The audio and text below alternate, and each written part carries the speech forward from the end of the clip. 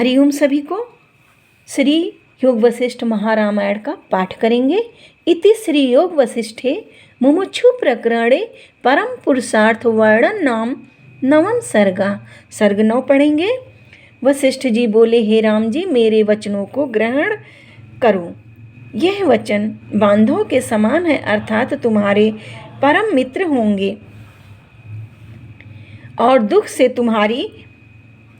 से तुम्हारी रक्षा करेंगे। हे राम जी, यह जो मोक्ष उपाय तुमसे कहता हूँ उसके अनुसार तुम पुरुषार्थ करो, तब तुम्हारा परम अर्थ सिद्ध होगा। यह चित्त जो संसार के भोग की ओर जाता है, उस भोग रूपी खाई में चित्त को गिरने मत दो। भोग के विसर जाने के त्याग दो, वो त्याग तुम्हारा परम मित्र होगा। और त्याग भी ऐसा करो कि फिर उसका ग्रहण ना हो। हे राम जी, यह मोक्ष उपाय संहिता है, इसे चित्त को एकाग्र करके सुनो। इससे परमानंद की प्राप्ति होगी। प्रथम सम और दम को धारण करो। संपूर्ण संसार की वासना त्याग करके उदारता से तुम रहने का नाम सम है, और वह इंद्रियों के वश करने को दम कहते हैं। जब प्रथम इनको धारण करोगे तब परम तत्व का विचार आप ही उत्पन्न होगा, और विचार से विवेक द्वारा परम पद की प्राप्ति होगी, जिस पद को पाकर फिर कदाचित दुख न होगा और अविनाशी सुख तुमको प्राप्त होगा। इसलिए इस मोक्ष उपाय संहिता के अनुसार पुरुषार्थ करो, तब आत्म पद को प्राप्त होंगे। पूर्व जो कुछ ब्रह्मा जी ने हमको उपदेश दिया है, सो मैं तुमसे कहता हूँ। इतना सुनकर राम जी बोले, हे मुनीश्वर, आपको जो ब्रह्मा जी ने उपदेश किया था सो किस कारण किया था और कैसे आपने धारण किया था, सो कहो। वशिष्ठ जी बोले, हे राम जी, शुद्ध चिदाकाश एक है और अनंत अविनाशी परमानंद रूप चिदानंद स्वरूप ब्रह्मा है। उसमें संवेदन स्पंदन होता है, वही विष्णु होकर स्थित हुआ है। हे विष्णु जी, स्पंद और निस्पंद में एक रस है, कदाचित अन्यथा भाव को नहीं प्राप्त होते। जैसे समुद्र में तरंग उपजते हैं, वैसे ही शुद्ध चिदाकाश से स्पंद करके विष्णु उत्पन्न हुए हैं। उन ब्रह्मा जी ने ऋषि और मुनीश्वरों सहित विष्णु उत्पन्न हुए हैं। उन विष्णु जी के स्वर्णवत नाभि कमल से ब्रह्मा जी प्रकट हुए हैं। उन ब्रह्मा जी ने ऋषि और मुनीश्वरों सहित स्थावर जंगम प्रजा उत्पन्न की और उस मनोराज से जगत को उत्पन्न किया। उस जगत के कोण में जो जम्बूद्वीप भरतखंड है, उसमें मनुष्य को दुख से आतुर देख उनके करुणा उपजी। जैसे पुत्र को देखकर पिता के करुणा उपजती है, तब उनके सुख से सुख के निमित्त तप उत्पन्न किया कि वे सुखी हों, और आज्ञा की कि तप करो। तब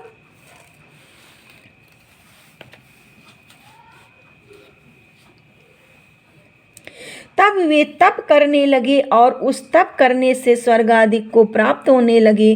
पर उन सुखों को भोग कर वे फिर गिरे और दुखी हुए। ब्रह्मा जी ने ऐसे देखकर सत्यवाक रूप धर्म को प्रतिपादन किया और उनके सुख के निमित्त आज्ञा की। उस धर्म के प्रतिपादन से भी लोगों को सुख प्राप्त होने लगा, और वहाँ भी कुछ काल सुख भोग कर फिर गिरे और दुखी रहे। फिर ब्रह्मा जी ने दान तीर्थ आदि पुण्य क्रिया उत्पन्न करके उनको आज्ञा दी कि इनके सेवने से तुम सुखी रहोगे।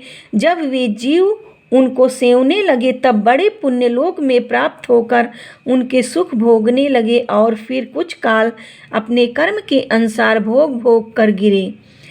जब उन्होंने तृष्णा की तो बहुत दुखी भय और दुख आतुर हुए। उस समय ब्रह्मा जी ने देखा कि यह जीवन और मरण के दुख से दीन होते हैं, इससे यह उपाय कीजिए जिससे उनका दुख निवृत्त हो। हे रामचंद्र जी, ब्रह्मा जी ने विचारा कि इनका दुख आत्मज्ञान बिना निवृत्त नहीं होगा, इससे आत्मज्ञान को उत्पन्न कीजिए जिससे ये सुखी होवे। इस प्रकार विचार कर वे आत्म तत्व का ध्यान करने लगे। उस ध्यान के करने से शुद्ध तत्व ज्ञान की मूर्ति होकर मैं प्रकट हुआ। मैं भी ब्रह्मा जी के समान हूँ। जैसे उनके हाथ में कमंडल है, वैसे मेरे हाथ में भी है। जैसे उनके कंठ में रुद्राक्ष की माला है, वैसे मेरे कंठ में भी है। और जैसे उनके ऊपर मृगछाला है, वैसे ही मेरे ऊपर भी है। मेरा शुद्ध ज्ञान स्वरूप है और मुझको जगत कुछ नहीं भासता, और भासता है तो स्वप्न की नाई भासता है। स्वप्न की नाई भासता है। तब ब्रह्मा जी ने विचार किया कि इसको मैंने जीवों के कल्याण के निमित्त उत्पन्न किया है, पर यह तो शुद्ध ज्ञान स्वरूप है। और अज्ञान मार्ग का उपदेश तब हो जब कुछ प्रश्नोत्तर हो, और तभी सत्य मिथ्या का विचार होवे। हे राम जी, तब जीवों के कल्याण के निमित्त ब्रह्मा जी ने मुझको गोद में बैठाया और शीश पर हाथ फेरा। तब तो जैसे चंद्रमा की किरण से शीतलता होती है, वैसे ही मैं उससे शीतल हो गया। फिर ब्रह्मा जी ने मुझको जैसे हंस को हंस कहे वैसे कहा, हे पुत्र, जीवों के कल्याण के निमित्त तुम एक मुहूर्त पर्यंत अज्ञान को अंगीकार करो। जो श्रेष्ठ पुरुष हैं सो औरों के निमित्त भी अंगीकार करते आए हैं। अंगीकार करते आए हैं। जैसे चंद्रमा निर्मल है परंतु श्यामता को अंगीकार किए है, वैसे ही तुम भी एक मुहूर्त अज्ञान को अंगीकार करो। हे राम जी, इस प्रकार मुझको कहकर ब्रह्मा जी ने शाप दिया कि तू अज्ञानी होगा। तब मैंने ब्रह्मा जी की आज्ञा मानी और शाप को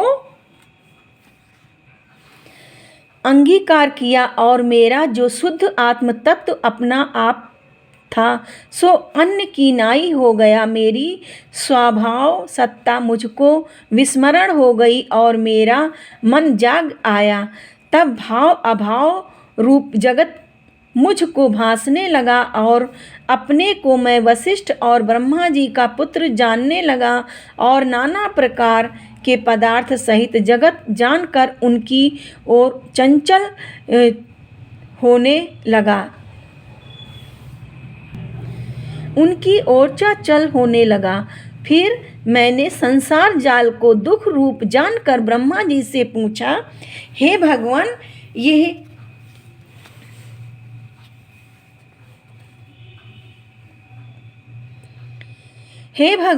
यह संसार कैसे उत्पन्न हुआ और कैसे लीन होता है। हे राम जी, जब मैंने इस प्रकार पिता ब्रह्मा जी से प्रश्न किया तो उन्होंने भली प्रकार मुझको उपदेश किया।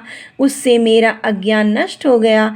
जैसे सूर्य के उदय होने से तम निर्वित हो जाता है, और जैसे आदर्श को मार्जन करने से शुद्ध हो जाता है, वैसे ही मैं भी शुद्ध हुआ। हे राम जी, उस उपदेश से मैं ब्रह्मा जी से भी अधिक हो गया। उस समय मुझको परमेष्ठी ब्रह्मा जी ने आज्ञा की कि हे पुत्र, जम्बूद्वीप भरतखंड में तुमको अष्ट प्रजापति का अधिकार है। वहाँ जाकर जीवों को उपदेश करो। जिसको संसार के सुख की इच्छा हो उसको कर्म मार्ग का उपदेश करना, जिससे वे स्वर्गाधिक सुख भोगे, और जो संसार से विरक्त हो और आत्मपद की इच्छा रखता हो उसको ज्ञान उपदेश करना। हे राम जी, इस प्रकार मेरा उपदेश और उत्पत्ति हुई और इस प्रकार मेरा आना हुआ। हरिओम। सभी को नवम सर्ग समाप्त हुआ। सर्ग 10 दसम सर्ग अगले वीडियो में। तब तक के लिए हरि ओम।